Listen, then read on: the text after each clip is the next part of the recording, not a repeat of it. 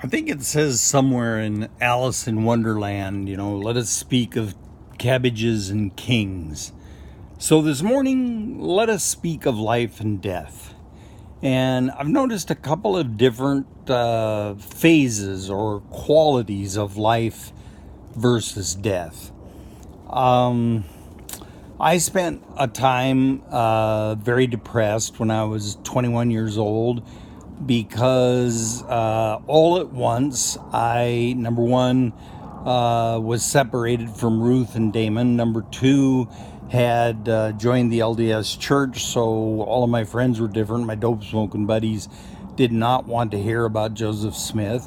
And number three, I had quit smoking dope. So, and I was living by myself in this dark little apartment overlooking Commencement Bay. So I got quite depressed, and I had a pistol, and I used to think about lying down in the bathtub and squeezing one off so I wouldn't make a big mess for the landlady to clean up. So, there's a level of heart sick. Now, then Jackie took all four kids, moved to Utah, and I would run every morning and I would run every night, and I was doing pretty good. I got up to like 2 miles in 14 minutes. Not bad for what, a 50-year-old guy, 43-year-old guy. And I did a lot of crying, but I never was suicidal. Very, very heartsick, but not suicidal. So then I had these two sternotomies, one for an aortic dissection and the other one to repair an aneurysm in the graft that had repaired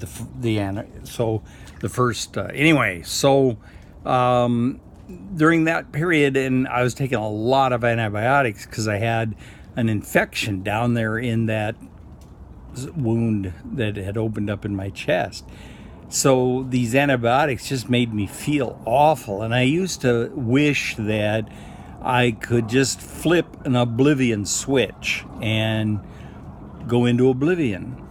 Now, I did not. I had a lot of painkillers on hand, and there was some whiskey in the house. So, a little whiskey, little painkillers. I could have taken care of things pretty easily, but that did not occur to me. I had visualized an oblivion switch, but actually taking steps to off myself, that wasn't there. And then just a few days ago, I was lying in my room and thinking about, I don't want to die. And in fact, I am afraid to die. Now, 3-4 months ago, I was not afraid to die. In fact, kind of thought what occurs to me is that I was maybe in that frame of mind thinking, I don't know that the other side of death could be a whole lot less enlivening than the way I feel right now, full of all these antibiotics and trying to recover from these deep chest wounds. So what I have come to think about the stage I'm in right now, where I don't want to die, is it's not like that I embraced life. It's the other way around. It's like life grabbed a hold of me, and I'm attached to it now. I had very light attachment to life 3-4 months ago. So in terms of when a person might wish for death, there's pain and ickiness, which may not, they might wish they were dead, but they're not really actually willing to do anything about it. And then there's being heartsick. Nobody loves me, I'm never going to be loved, blah, blah, blah. And then you kind of want to think about maybe let's just end it. It's an interesting spectrum of attachment to